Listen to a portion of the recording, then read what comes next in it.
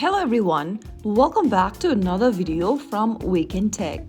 In this video, we are going to be learning how to add a promo code on Margex step by step. If you are new to Margex or just signed up and wondering how to add a promo code to your account, you are in the right place. First of all, open the Margex application or website on your device and log into your account. Once you're inside the home page of Margex, you need to go to the top of the screen and look for this menu at the top. Go ahead and tap on the promo code button right next to Invite to Earn. And once you do that, you'll end up in this page where you can enter your promo code in the field.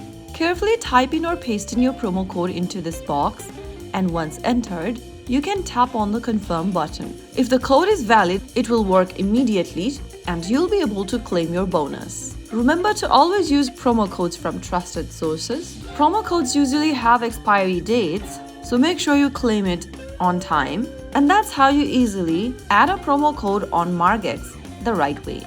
If this guide helped you, don't forget to like, share, and subscribe to our channel. I will be back again in the next episode. Thank you for watching.